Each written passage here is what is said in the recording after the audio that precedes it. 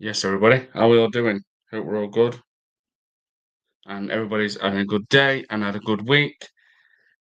And a little bit of a late reaction, which is always the case for me, the way my working pattern works. But yeah, a bit of post match from the Athletic Club game. And just before I get into this, big up, big up to Athletic Club.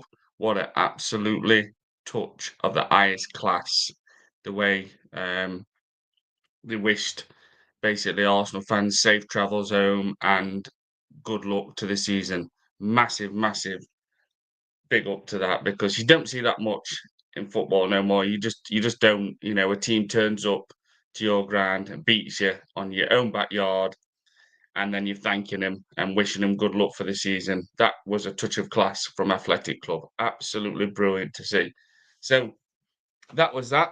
Um a boring performance, I must admit. It was just the same. I predicted 1-0.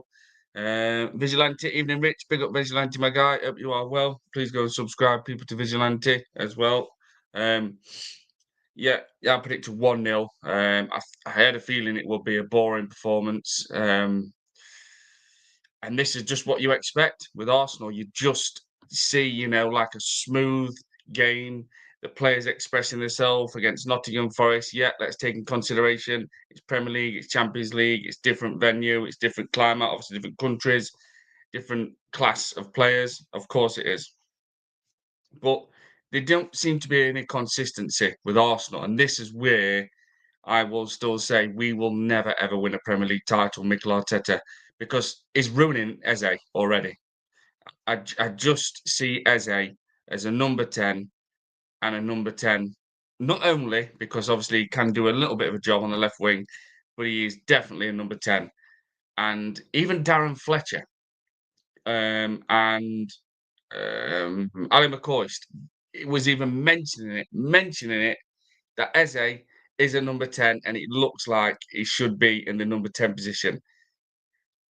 So it's just typical with this manager. I swear to God, it's all about Mikel Arteta. Anything, what happens, majority of the time, is to benefit himself rather than Arsenal Football Club. He is the most stubborn, smug prick manager in football. He he gets away with everything. There's no questions at all to him. He seems to be able to have a free run, and I'm hoping it changes. I'm hoping it changes this season. But what I seen against Athletic Club, I just thought it feels like now it's installed to the Arsenal players and these certain fans, let's just say obsessed with Arteta fans, that let's just play defensive and we'll win game. We'll win game. Well, we don't have to worry about Athletic Club. You know, Nico Williams is not playing, but Inaki Williams is playing, and he's lightning quick when he wants to be. He's not a prolific striker. He never has been a prolific striker. One thing what he has done though, played about I think 400 matches without getting in, maybe about 250, I think it was 300 games without getting injured. So on that, obviously a different scenario, but I'm just saying they have no prolific striker. Ben obviously is okay. Um, the guy on the bench? Goretzka, not Goretzka. He can be a bit of an handful. Villa, who's not there by the way now, he was an handful, but they've never had a 20-25 goal a season striker. And obviously Oya Sanche, the man what makes everything spark, he was playing. But it seems now that Arteta and these obsessed Arteta just get it into the head that we'll win a game. We'll win a game because we can just defend. We can just defend for 90 plus minutes. And I'm sorry, you've never played football yourself or you've not watched it long enough because it does not work like that. It definitely does not work like that. Again, sometimes I don't want to go into it, but sometimes I have to use it scenario. I've played football at Charles Norwich City, etc. I've played at the highest level for my club team, where we was the best in our community, better than anybody for 1 year only. And we used to smash teams. We used to be 8-0, 9-0 at half time. And I'm not joking, but we were found out because Yes, we had a great defence. Of course we did. We had a good goalkeeper, etc. We had a little, easy on the eye, that little orchestra, that the man like what we've got now, Eze, but he's not playing that number 10. And when I used to play football, we'd be sometimes relaxed and being complacent. Next minute, we'd find ourselves 2-0 down. And 9 times out of 10, we would win them. We would win the team. But this is where it, it gets tricky because this is professional football, people. This is players at the highest level. And if Arsenal keep going into games thinking we can just strike when we're ready, we can just up the intensity, the urgency, and literally flick that switch. It's not going to happen like that, people. I'm telling you now, it will not happen like that all season, where we just start slow, stroll through it and think, right, let's just flip the switch. Let's just click with the intensity, the urgency. Let's start the free flow football. That can be someone's style. Of course it can, where a team will match you in anything you do with the strength, obviously, with the speed, with the passing, the intensity, urgency, like I just said, and then know how to just flick it and think, right, we'll go at you now. We'll hit hard and we'll come at you. But Arsenal seem to think they can do it every game. They don't seem to come out of the blocks and just batter teams straight away and go for them. Now people can say, "Well, Liverpool have conceded loads of games. Liverpool have conceded loads of goals, blah blah blah, and they're not crushing teams early." They haven't lost the game, people. They haven't lost the game, and we are going into a different scenario. And I said this on a stream other day.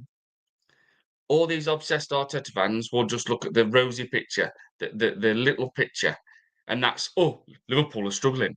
They're going to lose soon. They're going to lose. They are. They're definitely going to lose soon. They're going to break. How about flip it? What about when they start clicking and smashing teams before half time? Where they're 2-0 up, 3-0 up in first half, where Vert starts clicking, where Isaac starts clicking, Gakpo starts scoring, Salah just keeps scoring because he scored 2 in a row now. And when Salah starts scoring, he goes on about 6, 7, 8 game run. So it worries me still watching Arsenal. I still see a lot of similarities from last season. I really do. Let's just take in consideration the defence. One thing Mikel Arteta's done, and this is me, my hands up, can't stand him as a person, can't stand him as manager, but he has built a fantastic defence and with depth. That is facts. But I just look and I see a lot of similarities last season that we are gonna struggle in games. There's gonna be a lot of games where we're not playing to Victor Gyökeres's strengths. Odegaard comes straight back into the team. He's going to slow our attack down massively. He really is going to slow it down. Martinelli, I'm happy for him. I really am. Again, I've said this a lot of times. I just wish he would have been. He would have become a legend at Arsenal. Really do. And a lot of people feel that about Martinelli. That they really hoped he would have made it at Arsenal. But this is his third season in a row now where he's been shit. Yeah, he scored overnight.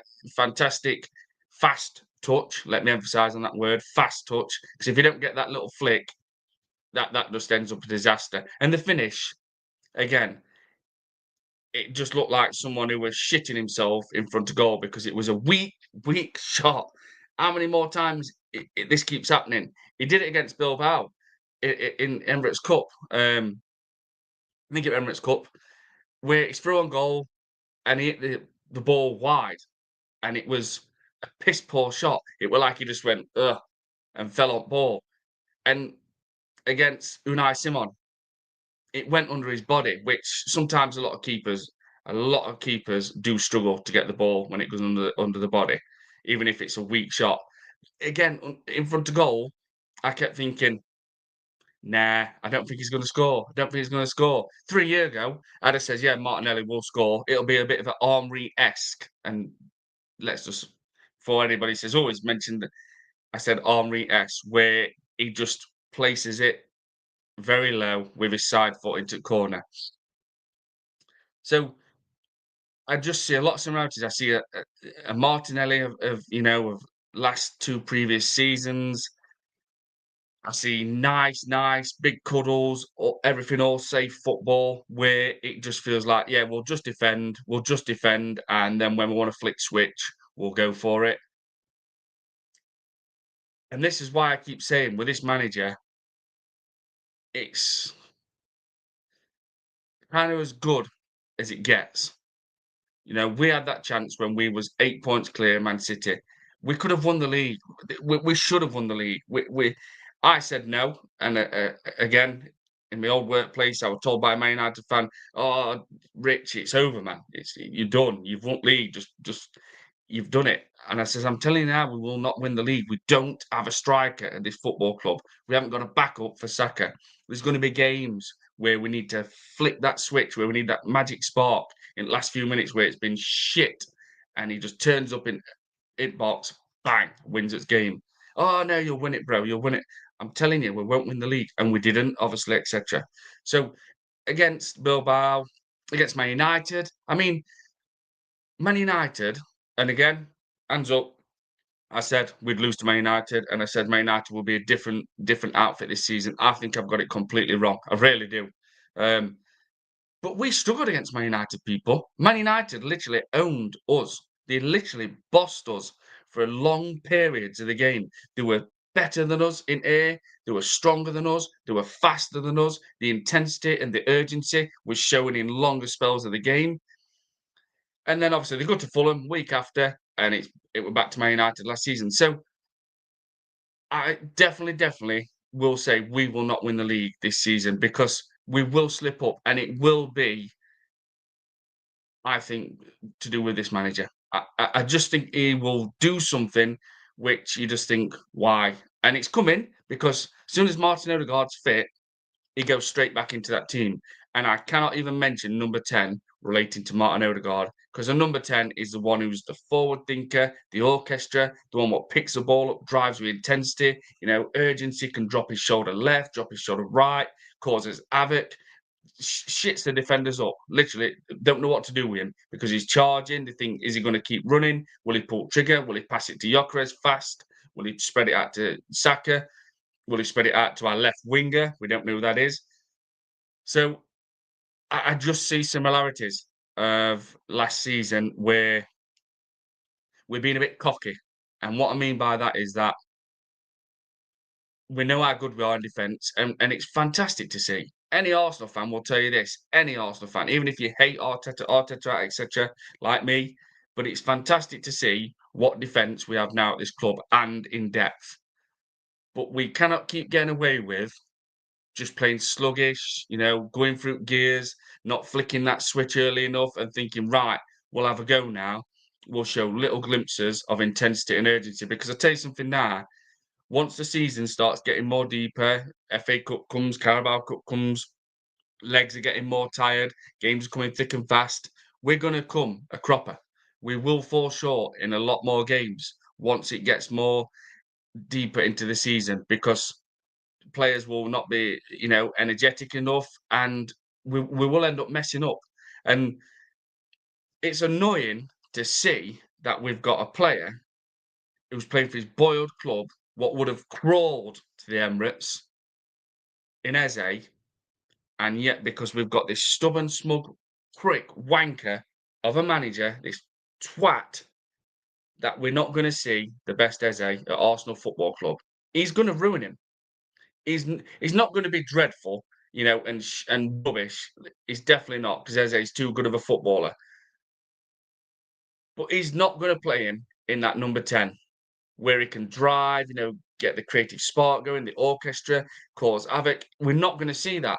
Even Darren Fletcher, like I said, and Ali McCoy watched him. Obviously, there was in Bilbao in Spain, and they mentioned it. It seems like Eze would be better as a number 10. But what's going to happen? Mikel Arteta is going to bring his fucking love child back into team. Martin Odegaard, the weakest captain I've seen in football, and he's just going to play him in that midfield position. I can't, like I say, it's hard to even say a number 10 when it comes to Odegaard. And then he's going to put probably Madueke on the left wing, Saka on the right, Eze on the left wing, Saka on the right wing, and Odegaard midfield, Eze left wing, Saka right wing, obviously Victor Gyökeres up front.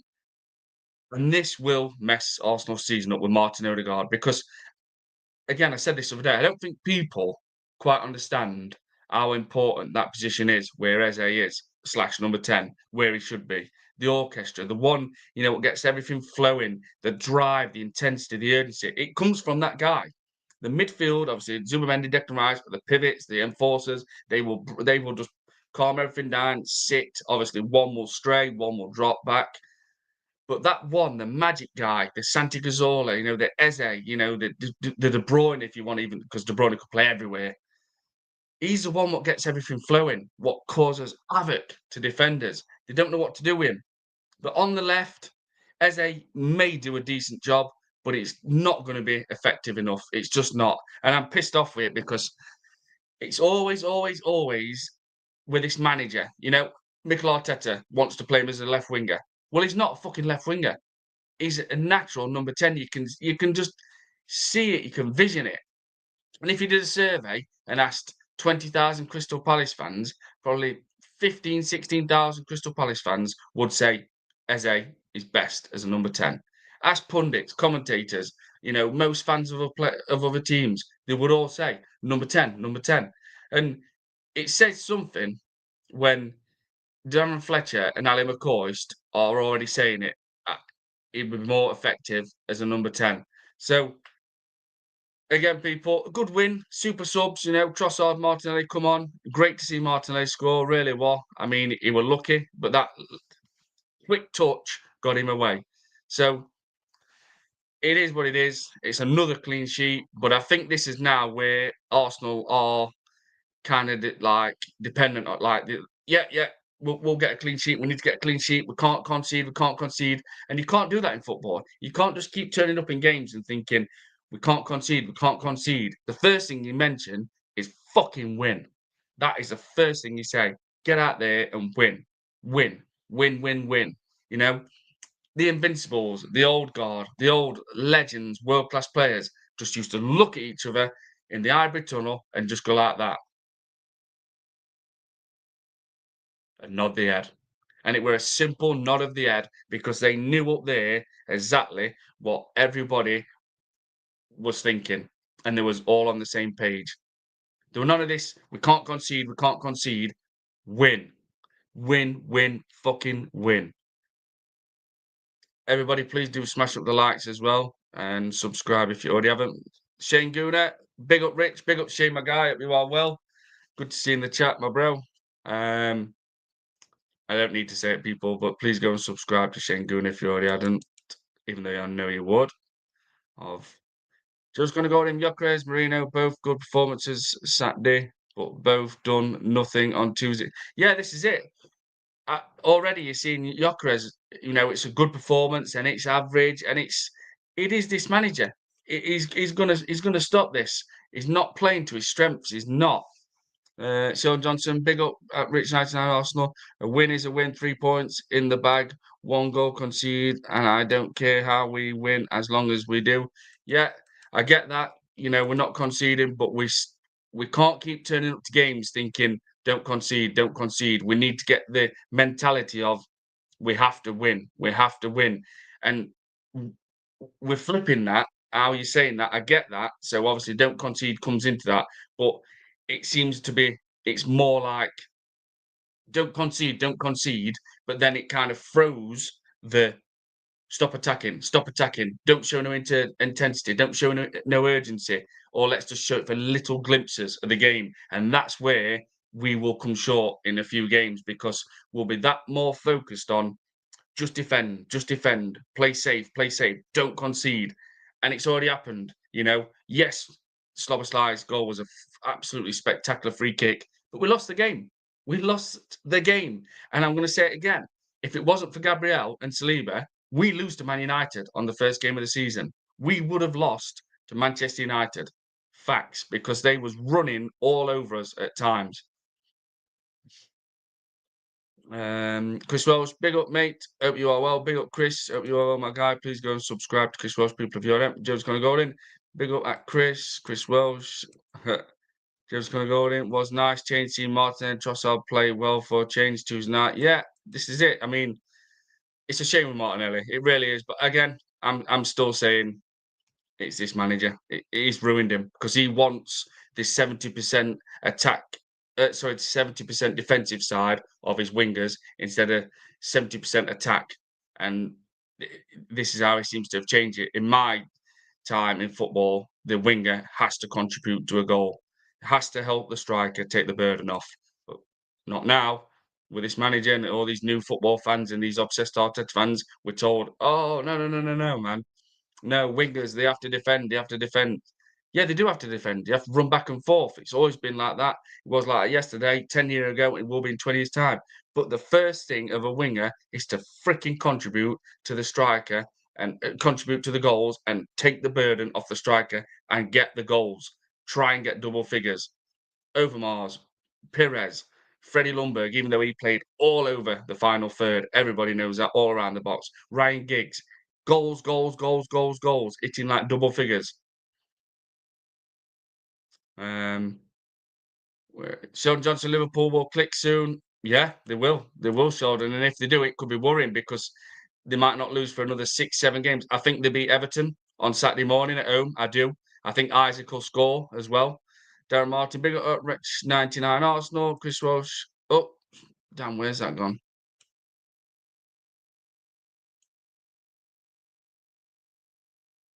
Where's that gone? God, I lost that there. No one know what's going on. Where are we? Lost all that then. Let me go back. Where is it? Ah, here we go. I'm not. Chris Welsh again. We were electric in the first half. The Atletico Madrid, Atletico. No, they're not. No mugs, by the way. Still a top team. Was never over. Absolutely, Atletico Madrid are no mugs. Chris Welsh. They're freaking not no mugs. They give problems to anybody. No one wants to be. You get your draw, and you've got say a quarter final against Atletico Madrid, and you're away in first leg.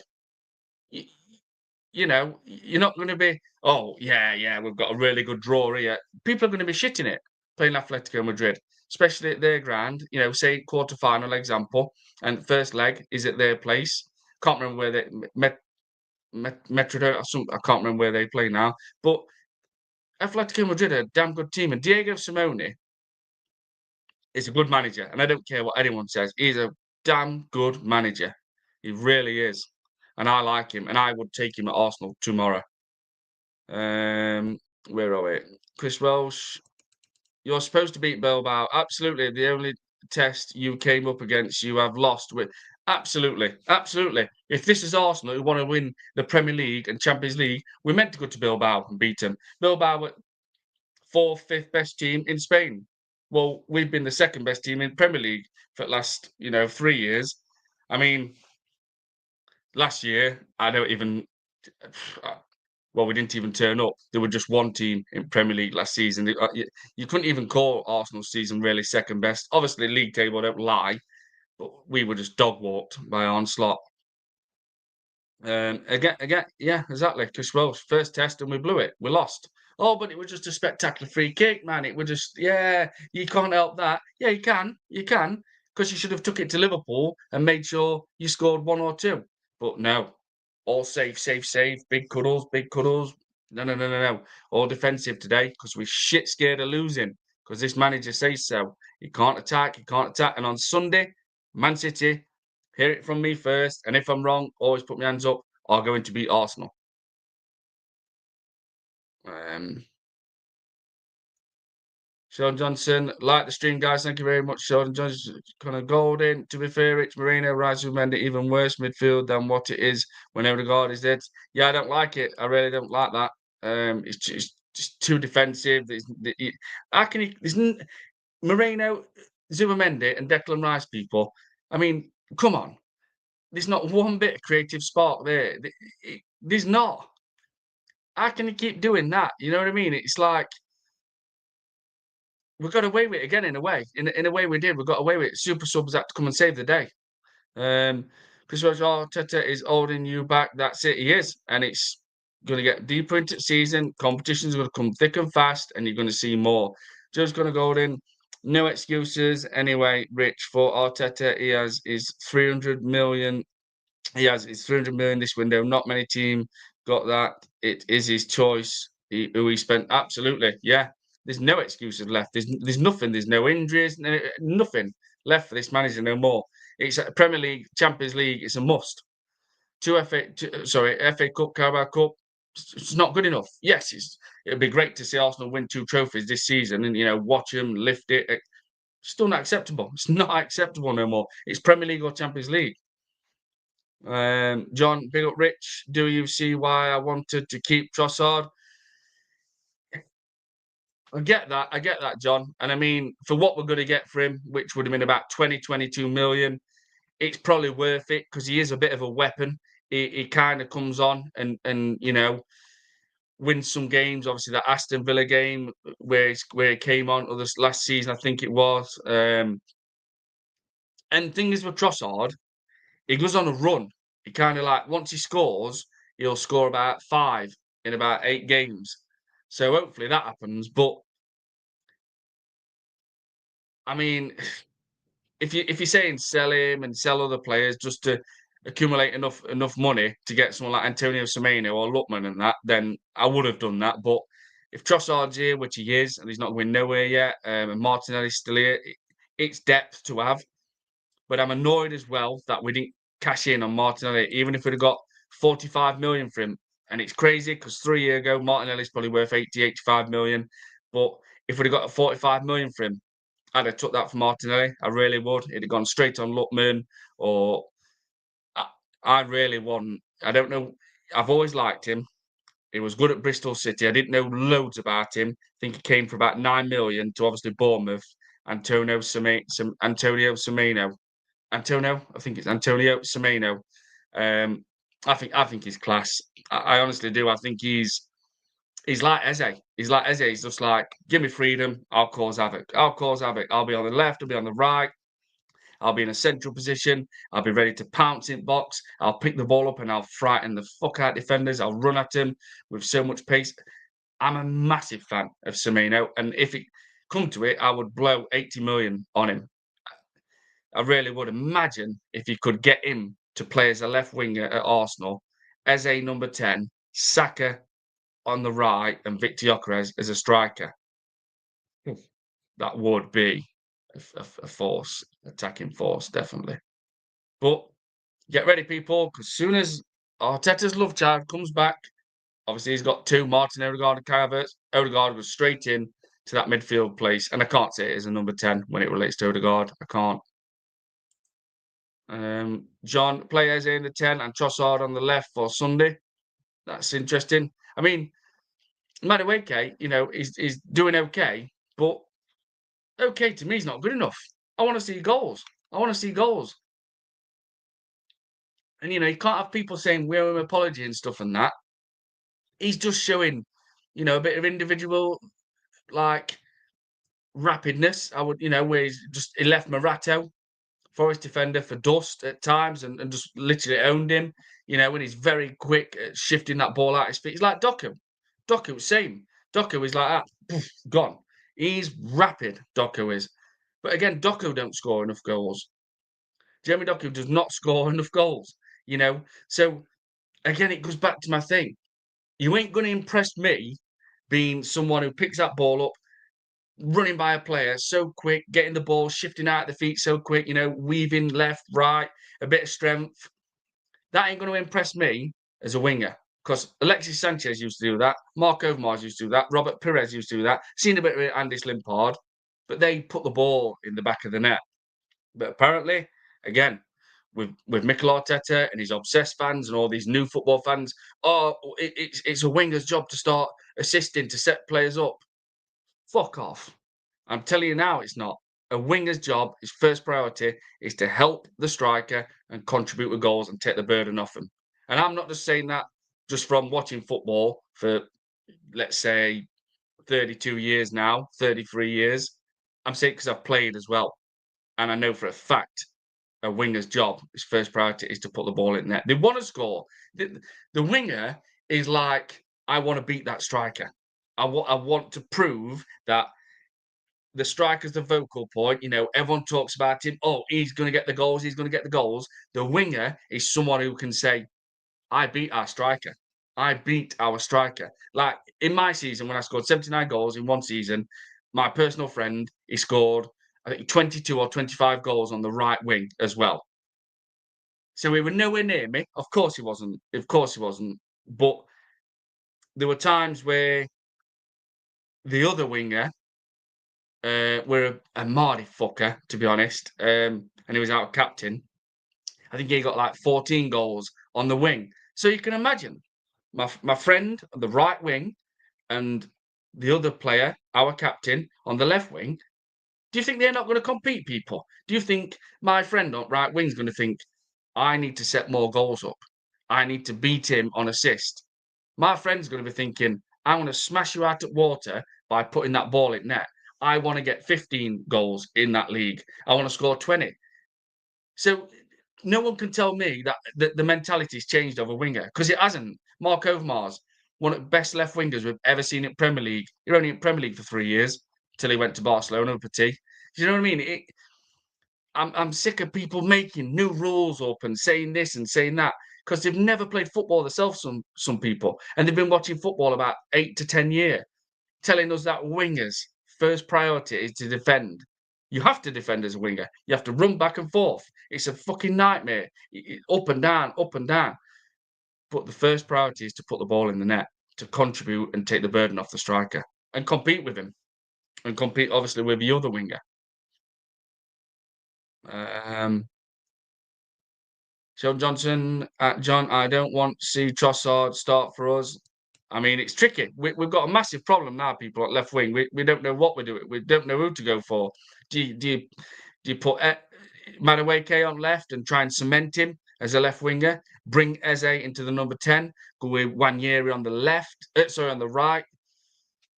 This is an headache. This is an headache. And you'd like to have sometimes you think, oh, what a great dilemma. But it's not because there's a big stumbling block, and that is Eze will not be playing in his most effective position, which is a number 10.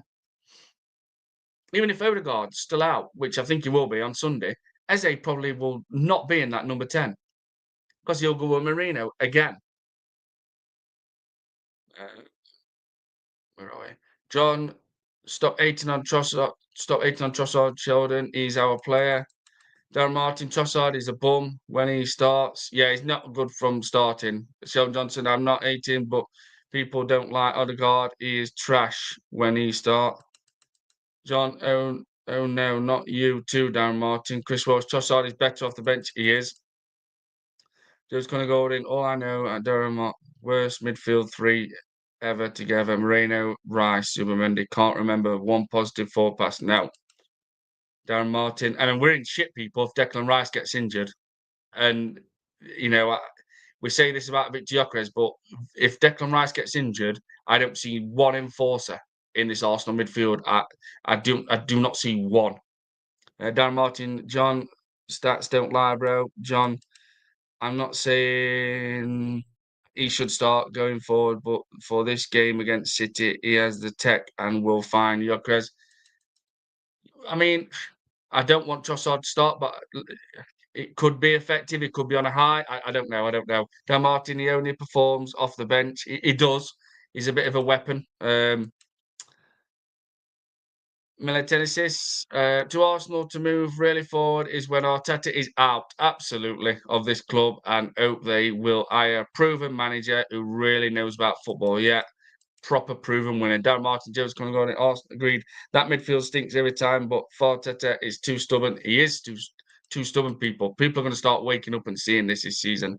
Chris Welsh, I'm so delighted we beat Atletico, our toughest home game in the league phase. Yeah, Gunner for life 82. Evening, Rich. Hope you are good, brother. I'm good, thank you. Gunner for life. Hope you well, my guy. Please do smash the likes, people, and subscribe if you already haven't. If you're new to the chat as well.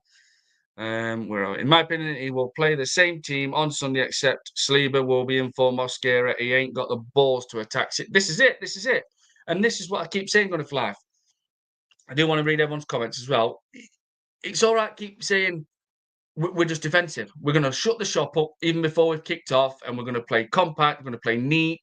It's going to be everything's going to be rock solid together, and we're not going to open up. We're not going to be playing expensive or anything. We're just going to make sure in our heads it's installed. Do not concede. Do not concede. Don't attack City. I'm telling you now, Man City are coming for Arsenal on Sunday. I don't care what anybody says. I'll argue all night with anybody.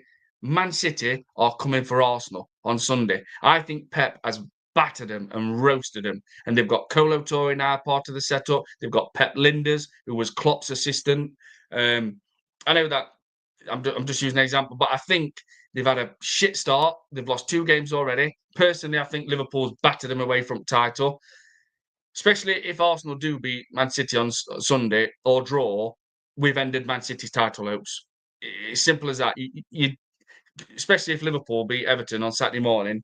But if Man City come and beat Arsenal, and obviously Liverpool's already beat Everton, which I think they will, as I predicted, I think Arsenal's title race is finished Sunday if Man City beat Arsenal, which I think they will. And I have predicted by October Arsenal's title race will be finished because I think Liverpool will beat Everton. I honestly do. Then that means they'll be 6 points clear of Arsenal. And people can keep saying, oh, it's only 3 points, it's only 6 points. It's early on in the season. It doesn't matter if it's early or not. If you fall 6 points behind the team who you chased last season and didn't get nowhere near, the league to me is done. You just can't say, right, Liverpool going to lose 2. They might not lose 1 until November, middle of November. Do you know what I mean? They've got the run of Everton, they've got Crystal Palace away, they've got Chelsea at home. I think they've got Man United approaching. You can see him taking care of everybody. I can't, honestly.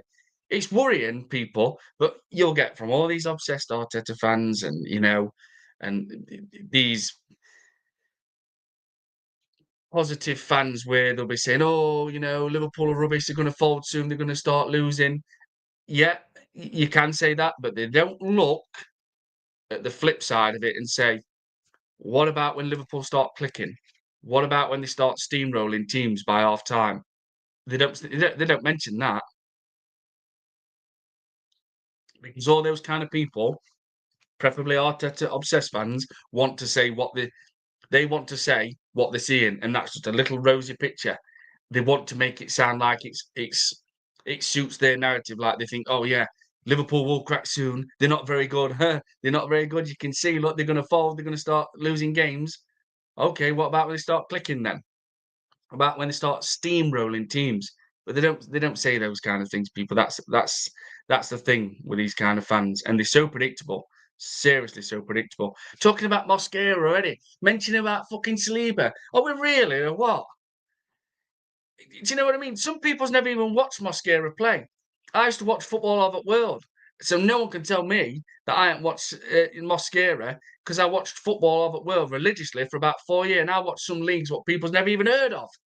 Do you know what I mean? Lion City Sailors in Indonesia league, I think they were in. Mumbai City. I've watched shitloads of football matches because I used to be a prick and I was a bettor. I was a football gambling addict for 6 years solid, which again, since April 8th, gone. I haven't bet once. So it's over a year since I've bet, and I'll never, ever, ever bet again because your first win is one step closer to losing everything. And I'll use that a lot on streams because anyone what's struggling, you can beat it. Trust me. Trust me. But yeah, I've watched football over the world. So of course I've watched La Liga, Liga, Premier League, the Portuguese, when it was televised for about 2 years on TNT Sport.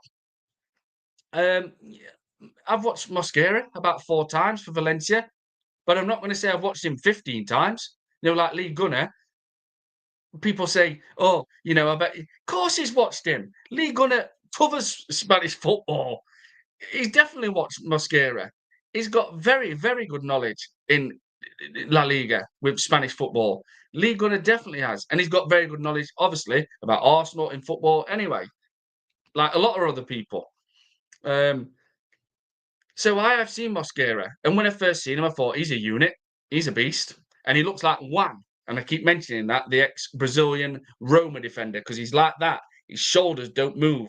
He seems to be like that. Where Saliba's posture is that, always back, like Tony Adams. And if you look at Tony Adams and Saliba, the way they move out together, you'll see similarities. And I noticed that about 2 years ago.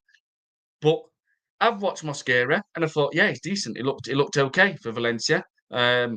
He looked like a unit, and he were a nightmare to get round. But am I fuck talking him up like, "Oh, he could be as good as Saliba. He could be." I'm not even a chance am I mentioning that. Saliba's Saliba. William Saliba's my favourite footballer for Arsenal. Has been from the day he played for Arsenal because I watched all his loans back to Saint Etienne, then at Nice, and finished at Marseille. And I've said that shitloads of times. No, but I'm just saying, so many Arteta obsessed fans get gassed in seconds. Oh, he's brilliant. Norgard, if Norgard somehow plays, let's say, 30 minutes on Sunday, Norgard's fantastic. Oh, he's amazing. It's like watching Michael Carrick. Do you know what I mean? They get so giddy and excited so quick.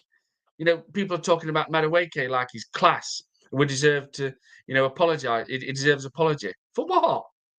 For doing a few cameo little tricks and, being rapid at some parts of the game and running by defenders with ease. Like even me and Shane mentioned it. He said something on Twitter and I commented on it. He gets by. I can't remember which player it was for Forest. He got by him with ease. It might have been Morato.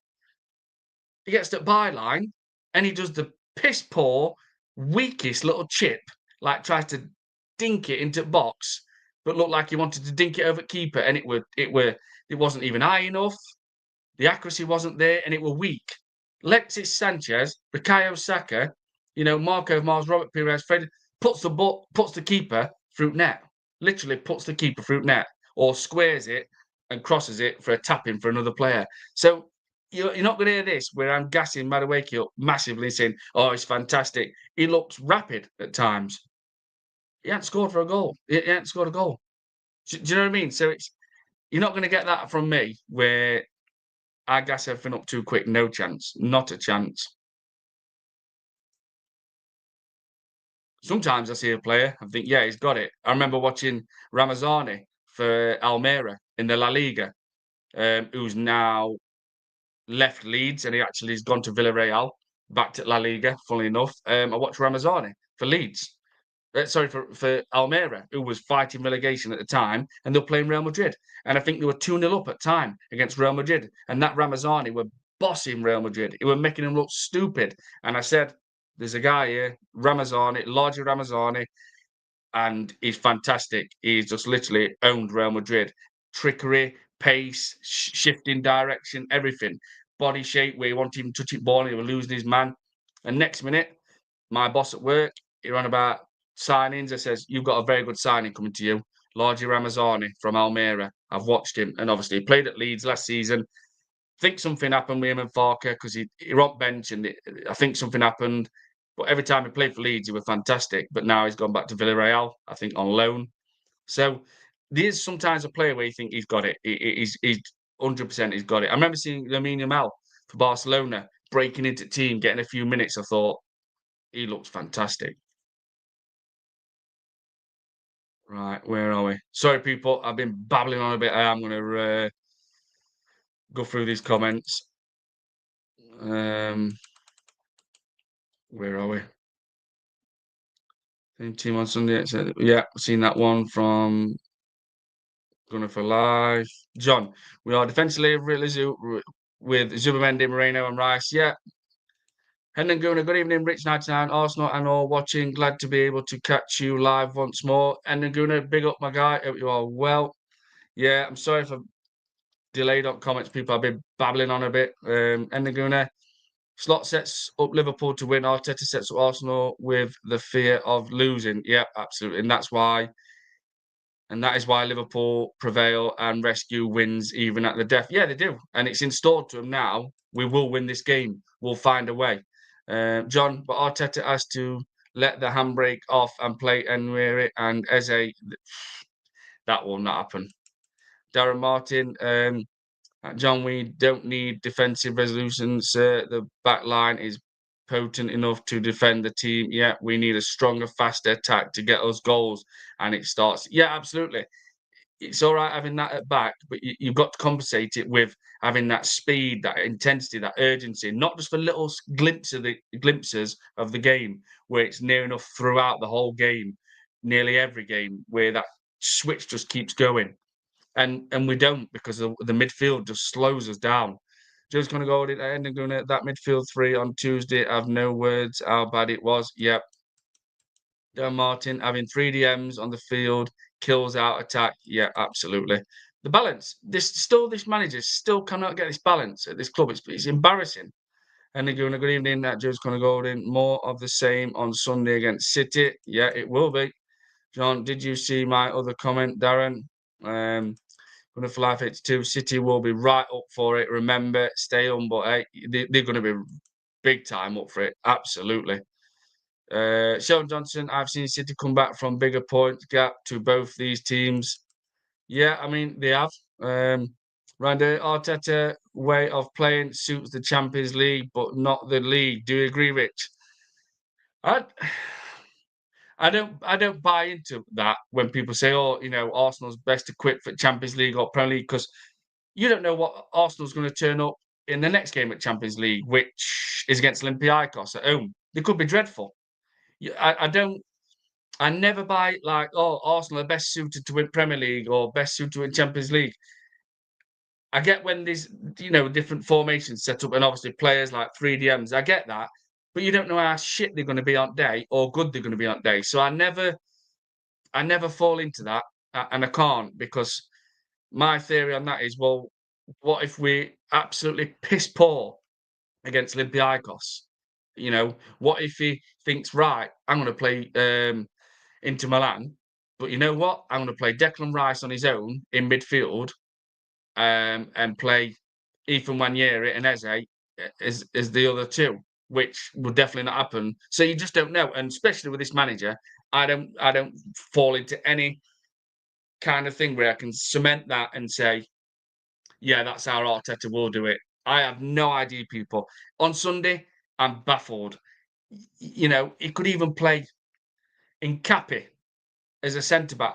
I do not trust this manager.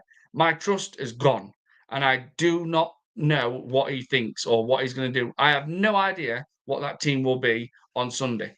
No idea whatsoever. 9 times out of 10, Gyökeres plays. After that, I have, I don't know. Norgard's back. He might even play Norgard and Declan Rice. I just don't know with him. I really don't know. No idea. Especially with Arteta. Um, Gunner for life. Madueke is not good enough on the left, and he is not an adequate replacement for Saka. Adequate replacement for Saka. No, I don't think he's. I don't. And already people are mentioning, oh, excuse me, we've got Madueke. We replaced Saka. I mean, what are we doing here, man? We've got a backup to replace Saka. I mean, Madueke is not in Saka's league. Like I said, when he was through, and I think it was when he beat Morata, and he was through on goal, and he were yards away, and I mean yards away. Excuse me, Saka would have put the goalkeeper through the net, or he would have placed it low, far corner, or he would have squared it for a tap in for a player. Madueke literally just went and chipped it, and it just Sells just went like that. Thank you, I'll take that. Weakest, shittest chip you'll see. He just went, oh, that were easy. Other players put goalkeeper through net, put Sells through net. Where are we? Sheldon Johnson, Madueke is annoying. He just takes his man on and forget we have a game to it. Yeah, that's it. There's no end product, mate. There's no end product, and it can be so frustrating and stop your scoring. Crystal City are so vulnerable. You have to play attacking surely against them. If you sit back, you are absolutely. This is a great point by Chris Welsh, and it really is because City. There's no Kyle Walker, people, and let's just be straight. Kyle Walker has been one of the best right backs in Premier League for years. They've got no Diaz from 2 years ago, so there's no world class centre back in their team. There isn't. Rodri's still getting up to pace. They don't know if it's Reinders, Kovacic, Nico Gonzalez, who's going to be his partner.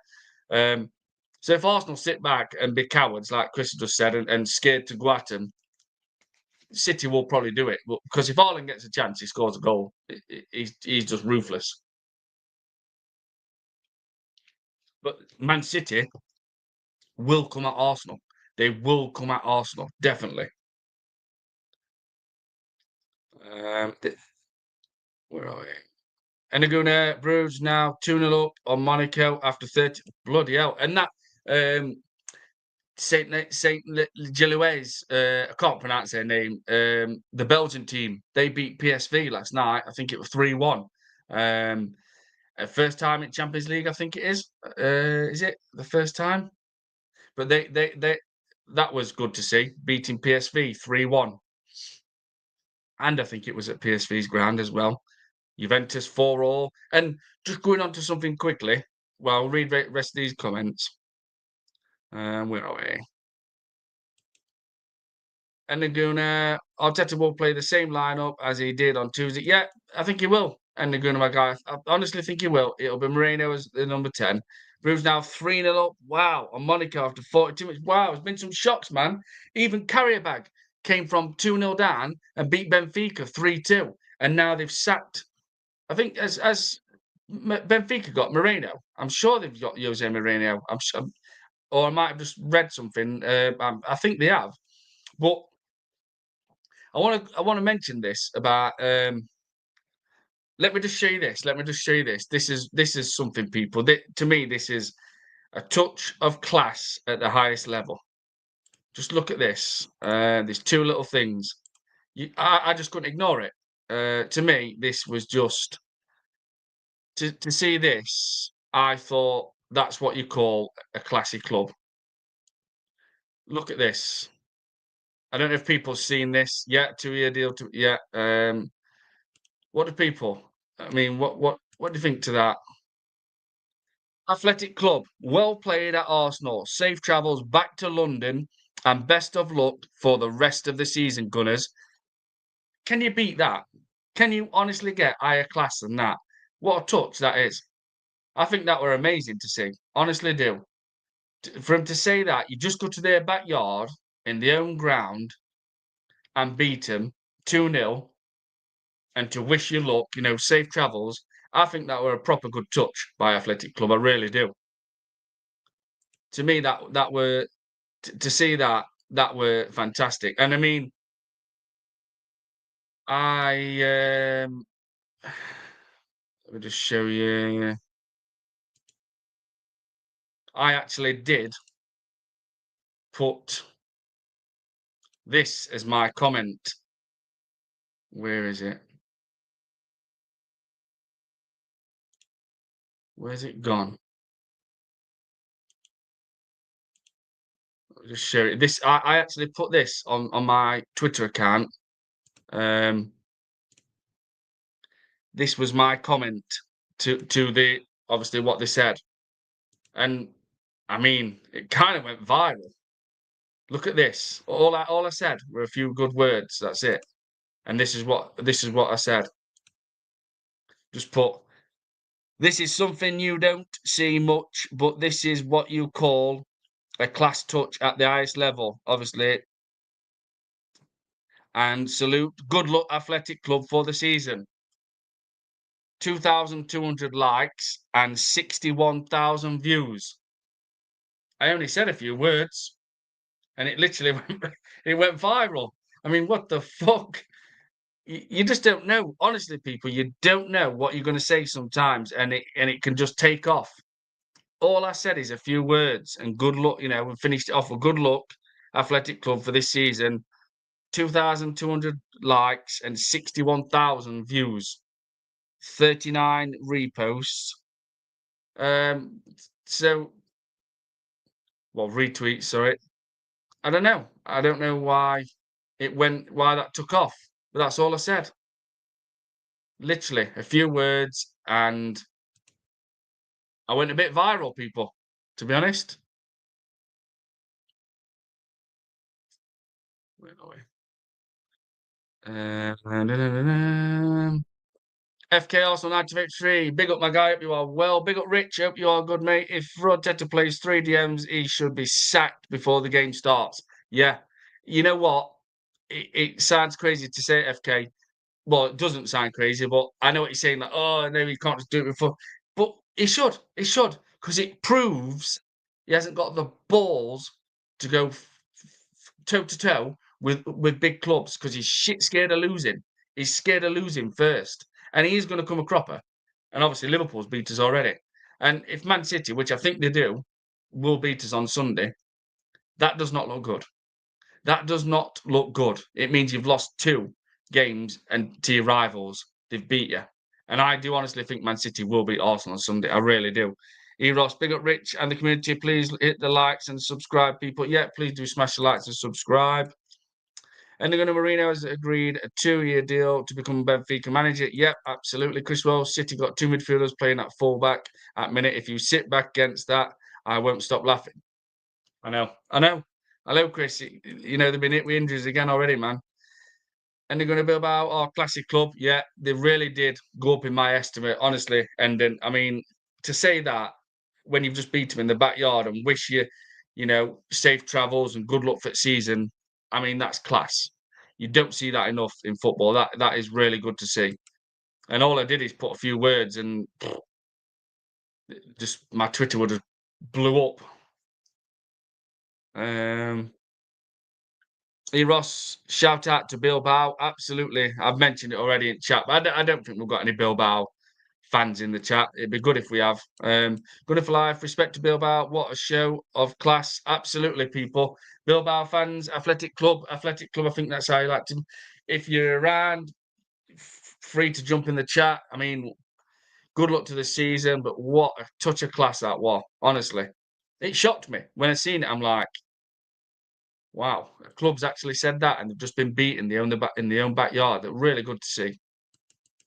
And Bilbao were very good at very good guess when Arsenal played them in the pre-season friendly. They played that game without going in hard on tackles. Yeah, yeah.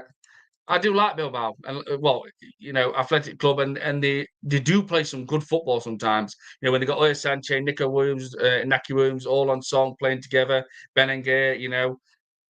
And they used to have, like I said, a beast up top. And I think he's left. And I think he went on loan first. Villalubre. He was an handful. Where are we? Eros, big up the end of Gunner at Gunner for Life. Chris Welsh, community settings, great to see. Gunner for Life, big up Eros and the Gunner. Good evening, afternoon at Eros. Excuse me. Chris Welsh, what would you do if you got Christmas card from Arteta, Rich? Well, I would send it back in an envelope, and it would have a nice little parcel on it. And let me just, you probably know what I mean. With something stuck underneath it saying, "You stubborn, smug prick, now fuck off." But the parcel does not mean something like you would buy like an item. It means something we do as nature. So I think you click on what I'm on about. I'd shit in his envelope, basically, and stuck to it. "You stubborn, smug prick, now fuck off." Um, God. Eros, hell of a question there. I'm intrigued to hear Richard's answer. Yeah, you just heard it. I would let you send one back. I would shit in his envelope with something stuck on it saying, "You stubborn smug prick, now fuck off." Chris Rose, Eros. Yeah, man, honestly. God, even the thought of that would be crazy. Just bear with me a second, people.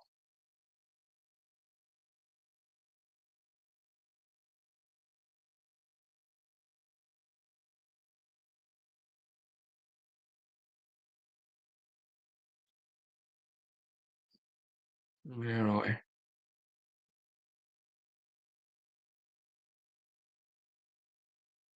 Just 1 second.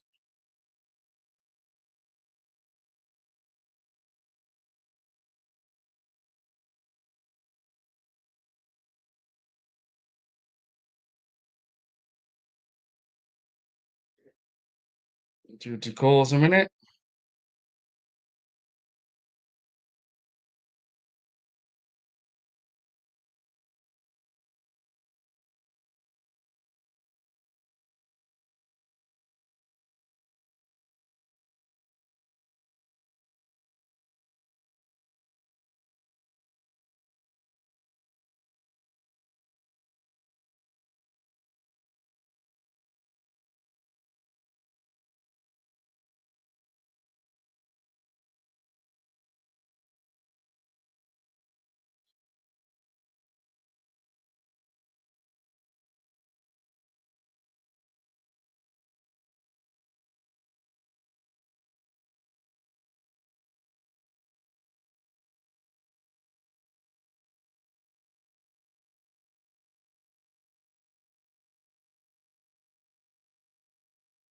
Right. There we go.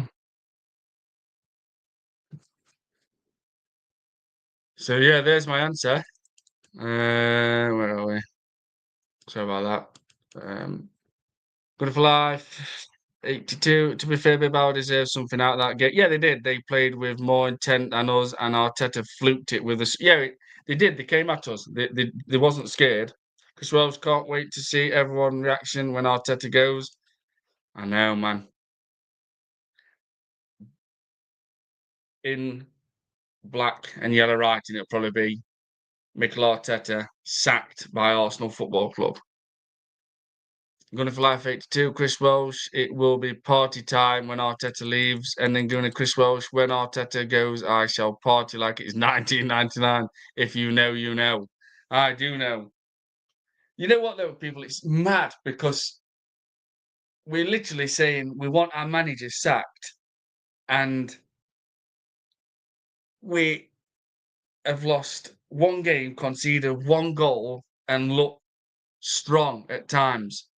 But we see the different side, the bigger picture that we know is going to fuck the team up, that is going to play a player in a position, which he already is, by the way, keeping Eze out the left wing, just so he can fit Martin Odegaard as the midfielder. I can't say the number 10 position when it relates to Odegaard. So we know that's going to happen. Over the years, we're not seeing even a day out at Wembley with this manager. There's no final with this manager. There's no trophy with this manager. There's no difference when it comes to formation.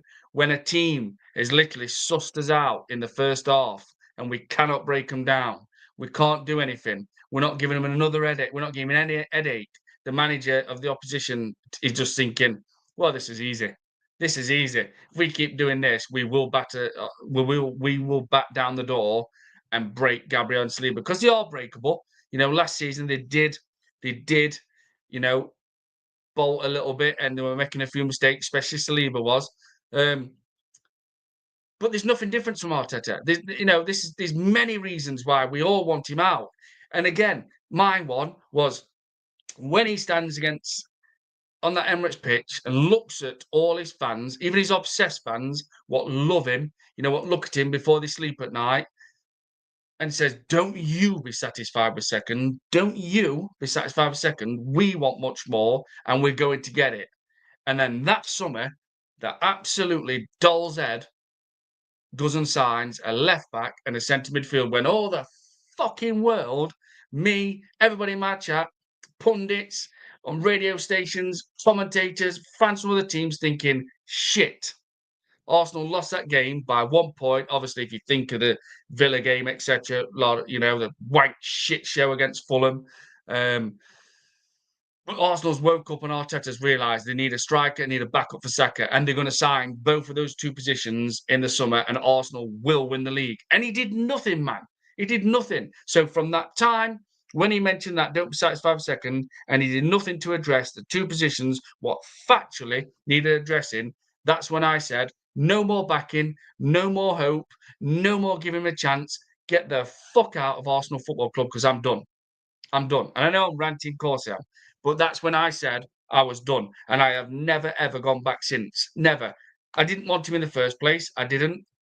But I thought, end of the day, he's here. He's Arsenal's manager. I have to try and a bit of leeway, back him a little bit and wish that he can change things. And I did. I got on board for a little bit and I thought, yeah, the play's really good. We're attacking teams, we're crushing teams. But once he did that, that was when I said, I do not like you as a person. I do not like you as a manager. You fucked our chance up big time. And that was it. I've never gone back since. I've never, ever gone back since. And this is what really pisses me off about him because he just don't. It's like he's that stubborn and smug, I'll emphasize on that fucking word for this one. He feels he's top of the tree. He's top of the chart. Look at me. Got the best wage you can imagine for being Pep's friend on match day and obviously joining him with his training sessions because that's where he was. Of course he was. And then it's like You, Hansi Flick. Yeah, mate, I'm on more money than you. I'm not bothered. He thinks that first. He thinks that with his ego head first. Not like, oh shit, but Hansi Flick's won plenty of trophies in his time. And he's just gone to Barcelona his first season and won a treble. But Arteta won't think that because the smugness, I'll emphasize that word again, takes over when it comes to that scenario. He's like, I'm on more money than you, mate. I don't have to, we don't reach finals, don't get to Wembley, don't win any trophies at the moment. I'm more money than you, pal. You don't have to worry about that. Look what you earn. Ha! Fucking pittance. It's rubbish. You're on shit money, mate, compared to me. It's a laugh to him. It's it's like he just thinks I've got Arsenal back to challenging again. I'll emphasize that word, challenging. Everything's okay. I've done that. I've got Arsenal back to challenging. So that's it. He can put his feet up and have a cigar. And that's how he comes across. I've got Arsenal back challenging. Who's going to sack me? Arsenal Football Club sack me? You had a fucking laugh. No chance, man. That ain't going to happen. Look what I've done for him. One thing he has done, and this is me as a person. I always put my hands up if there's something what needs criticising. I'll obviously say it, and if it needs praising, I will. He's built as a great defence. Mikel Arteta has built as a great defence. So then he'll take that in consideration. I've built Arsenal great defence. I've got them challenging. I've got no worries, people. I'm not going to get sacked. Arsenal Football Club sacked me. I doubt it. That ain't going to happen. And that's how he takes it, like on board. He don't think, you know what? I need to get out my doll's head slash Lego head kind of ways and stop being a stubborn, smug prick and an arrogant twat and think it's not play date no more. It's not play date where it's just like, oh, we'll just turn up for the season and let's just hope for the best. We'll play games and we'll go 3 games without conceding a goal, 4 games without conceding a goal. We'll turn up, we'll put maybe 3 or 4 11 out of 10 performances in where we batter teams. We'll show intensity and urgency a few games. End of season, we won't be at Wembley. We'll watch other teams do that. We won't reach any final and we won't win no trophies. But as long as I've done that, that's all that matters because it still keeps that cemented kind of what kind of example of that. He brought Arsenal back. He brought Arsenal back to challenging, and that's okay for Mikel Arteta. He feels untouchable, people, and that's how I see him. He feels untouchable, and he needs to be brought down a peg or two. He needs a massive reality check this season. He really does need to suffer with pressure. He needs massive pressure. Like on Sunday, if we're crap, if there's no intensity, there's no urgency, or these little glimpses, and Man City are really coming at us, and we're just like, we're not going to attack you. We're just going to soak everything up. I hope fans start getting frustrated. I'm looking forward to the time when games happen like that, which we've seen already against Man United, etc. It took about 28 minutes to get going against Leeds United at the Emirates. I'm hoping the fans at the Emirates start making the frustration known and make the noise heard and start waking up and actually thinking, we can't keep getting away with this, where we just think we can defend all game because we've got the best 2 centre-back pairing in world football, which they are, Gabriel and Saliba, but we'll get away with it because they're not going to keep getting away with it. And I'm telling you now, people say, oh, yeah, you can win games by shutting teams out. Yeah, you can. You can. You can keep winning games like that. But you're not going to win every game like that. And if you don't start attacking teams and going full throttle with teams, you're going to lose games. Or you're going to go to same scenario as last season and and draw loads of matches. Because going forward, you've got to start causing teams problems. And yes, at minute, obviously, we've scored 3 against Forest, 5 against Leeds. But no disrespect, people. This is Leeds United and Nottingham Forest. I expect Arsenal to wipe the fucking floor with Leeds United at Emirates. And obviously, Nottingham Forest at the Emirates. I expect that. But we'll get these obsessed Arteta fans what look at him before they go to sleep at night.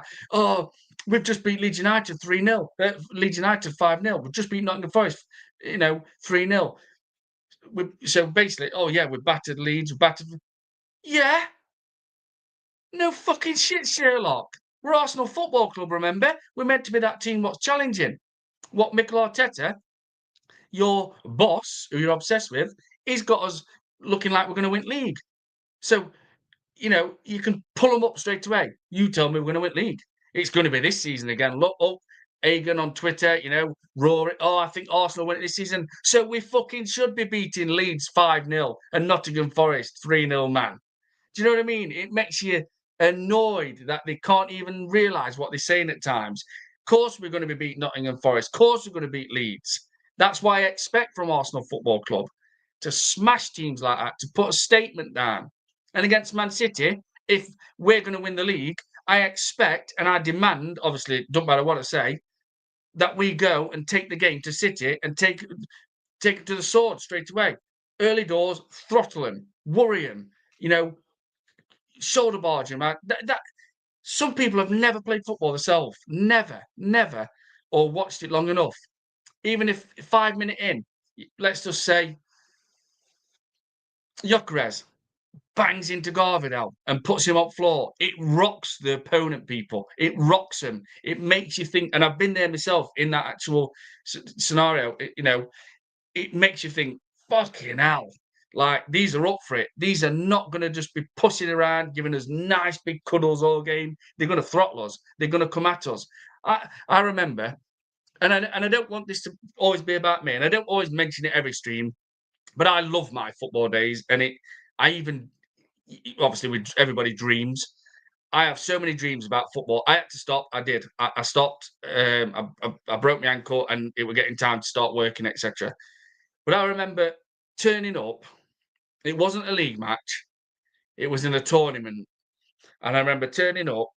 Um, again, we was one of the best, but this tournament was further adrift. So it was out of our community. Never heard of this team before. Never heard of this team before. And I remember turning up to play this team. And we got there and everybody was saying, oh, probably asking organisers, yeah, we're such and such team, you know what I mean? I won't mention name, like people do. They like to cover things up on you, of course. And they says, oh yeah, you're playing those lads over there.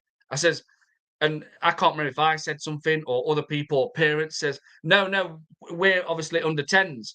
We've got a match against this other team, obviously under 10s, and people can laugh maybe, but I've played football from 7 to 14, and it doesn't matter if it's under 10s, you've still kicked that ball, the round thing. I've done it.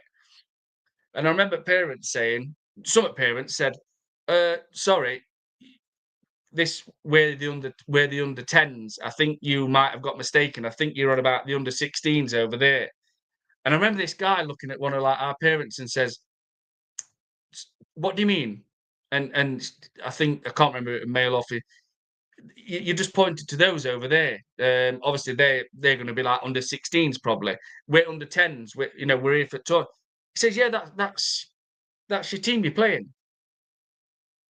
And I remember me, all other players in my team saying, are you serious? Obviously, you don't know what you say back when you're 10-year-old. And I says, shut up. I think I remember saying, I says, shut up. And he says, and then obviously parents are talking to organise, etc. And then we turned up. There were people, honestly, in chat, I'm not lying, this team were massive.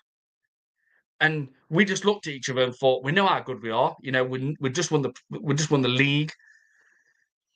But I thought, are we gonna cope with this? We're gonna struggle. I'm telling you now, half of them was close to 6 foot, and imagine that at 10-year-old. And they looked at us, and I remember looking at them, and they were laughing. They were grouping up a little bit, like 2s and 3s, and saying, "Size of them over there." And they were like cocky, smug, saying, so I can't even remember what the names they said. Like, so, just we'll take it easy for a bit and let's just, let's work our way in and we'll do what we do. And I'm telling you now, one of the best fucking feelings I've had, because again, we looked and thought they're strong. They are strong. And don't get me wrong, of course they are. And I remember looking at him like all cocky and like, so and so, just take it. Let's just break away into the game, and then we'll go full throttle. And you know what, people? And I even thinking about it now, I was fucking buzzing. It were an happy moment because they kicked off, and I remember I wasn't the biggest, and I wasn't the tallest, definitely. I remember some of our players. I remember about first 5 minutes, one of our centre backs, the ball got lifted up in air, and our centre back, he were a madhead, a madhead, a bit like Martin Keown. Well, when he were a footballer, now Martin Keown's a soft touch. He's a wet wipe now on TNT Sport. But I remember one of our centre backs jumping up and like that and smashing into back of one of their players, and their player were like that. It went down for about 2 minutes, and all parents are like, "What these doing? What these doing?" And then that team, this is where my scenario comes in. And example, that team were thinking, "Oh shit, these are small. Not all small. We had a couple of two or three tall players, but these are a freaking good football team." And they were all like smug at start of game. You could hear parents like going, "Look at size of them. Look at size of them," and they were laughing about us, and thinking they were going to absolute maul us and batter us. And then they were carrying on, carrying on. Next minute, one of our players slide tackled one of their players, and they were like that, just dropping like flies. And all their players were getting mardy. They were hating it. We were literally passing them to death.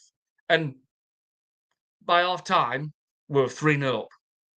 And they was absolutely hating it because us, again, a perfect example, we showed no fear. And this is where Arsenal are showing fear against big teams because Man City, obviously, are a biggish team. They have got some big players. Um, but we showed no fear. We turned up to that team and we thought we were playing like under 16s, under 14 or 16s, and they were laughing at us before the game. The parents were sniggering, laughing, saying, "Look at them over there. That's who our lot's playing today. Look how small they are." And they got the biggest shock of their life because we played our game and we went full throttle against them. And we was putting them on the floor. Not me personally, because I'm a striker. I didn't really need to slide. But some of our players were putting them on the floor. I scored 2 goals that game. We think we won 5-0, and they didn't get nowhere near us. You know why? Because we had belief and we knew how good individually we were and as a collective unit, and we knew we had to attack them and cause them problems. We could flick that switch. With this team under Mikel Arteta, I do not see it. I do not see where they can flick that switch and scare the shit out Man City and go full throttle against them. And this is why, with this manager, you will never see Arsenal win a Premier League title. Now, I'm sorry I go on, people, about but I do love it, and I just relate it to the same thing. Like I said, those players were massive, and they was absolutely on their arse by end of game. We ran them ragged, and they all came up to us at end of season, end of game, and they said they were shaking their hands, they were laughing at us, laughing with us, saying, "You people are fantastic.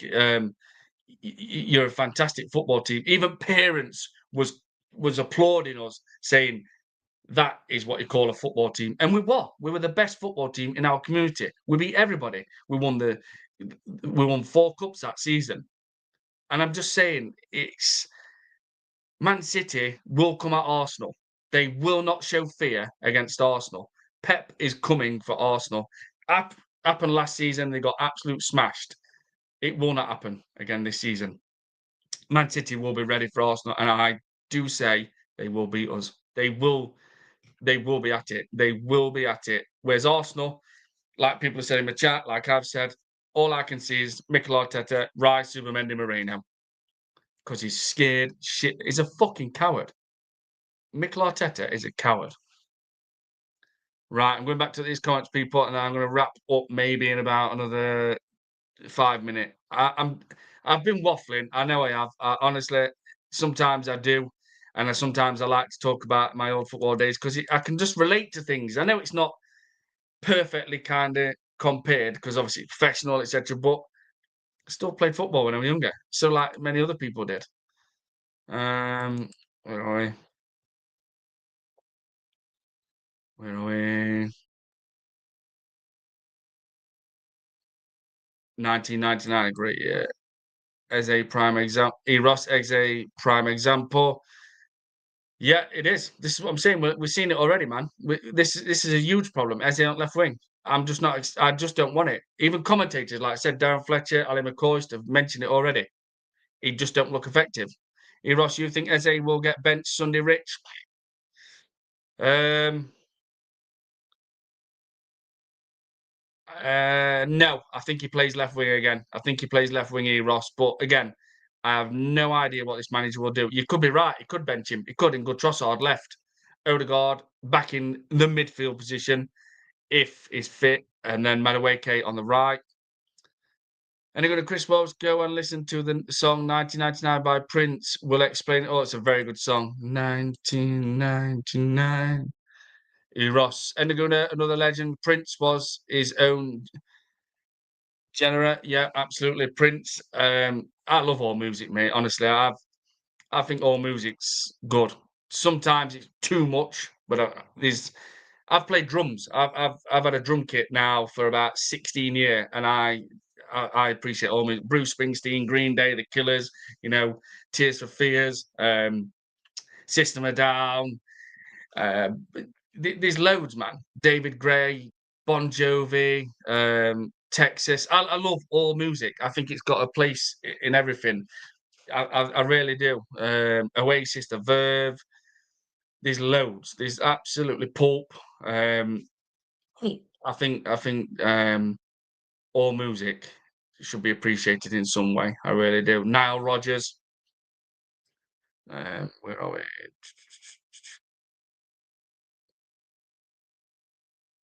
And they're gonna. He most certainly was. Eros. Eros. Rich is my lawyer. I wish I were earning that much. Eros. He speaks for me. Eros. Facts. Rich. He's an asshole. He really is. He really is. People. Gunner for life. H2 Top Gunners gassing him up. We have played one top tier team and we lost. Let's see after City and Newcastle. Absolutely. Newcastle and all. I did predict that Newcastle will beat us when I first seen fixtures because Eddie Howe gets a tune out of every single player. And they're gonna spot on doing it for live H2. I can both those games being stinky ball draws. Yeah, I mean that just can't happen, man. I swear, we're out at title. We lose to City, draw to Newcastle. It's done. None of this. Well, I'm telling you now, it's over. And I do think even if City beat us, which they will on Sunday, I will say then, nah, that's it. 6 points behind Liverpool. We're over. We're out. We're done. Gunner for life H2, big up Endon Gunner. I think City are going to win on Sunday. Yeah, me too. Gunner for life, my guy. And again, like I said, we don't catch the team. They catch us. That's how it works. We don't catch, they catch us. And they're gonna for life H2. If Arteta sets up defensively once again, then I can see City winning. It won't be a good match either way. Yeah, absolutely. This is what I'm saying, people. Already we think this might happen, and because this is what this manager does. It makes you think like this. Going to fly H2, I fully believe Arteta will play Zubi, Rice, and Moreno and hope for the best. God. And they're going to go to fly H2. Arsenal could be 6 points behind Liverpool by the end of the weekend. Title challenge clear. Title challenge already over by then. Yeah, absolutely. And they're going to my guy. I have predicted by October Arsenal's title will be over. And if I have it to do, PSG looked good again yesterday. I love their style of play with lots of interchanging. And yeah, Mendes and Hakimi. I mean, I didn't see it, but when they play, that must be a nightmare for teams, mate. When you've got your left back and right back like that, like arrows, and then you've got Neves, Fabian Ruiz breaking into box, ready to pounce, which he does. You know, Vitinha just controls it everywhere. Dembele running everywhere. Cavaskelia just running teams ragged with his tricks, with his pace, with his intelligence. Enrique has got that balance at PSG. But I'll say it, Get ready because Enrique is going to be the next Man City manager. And I honestly do think that. I really do. I can't see any other team you'd want to manage next. He's won a lot of PSG. He's won the domestic cup, which I can't remember what that's called. He's won the Champions League, and he's obviously won the league. Where are we? And they're gonna fly H2 and PSG play with pace too. None of this sideways. But now once that switch, they're freaking gone, man. Gonna fly H2 and they're gonna even if we draw to City or Newcastle, that is as good as a lot. Yeah, it is. We draw both of them, we're done. Gonna fly H2 facts and they're gonna fly. Don't be sorry, Rich. I love your passion and knowledge. I know, but sometimes I feel like I'm waffling, man. Going to fly H2. I can see a thumping on Sunday, and it won't be us. Wow, that's a big statement. A thumping. I mean, it could happen. It could. Where City are just literally wanting it more than us. Like that's a perfect scenario where they just want it more, and because let's just be real, people.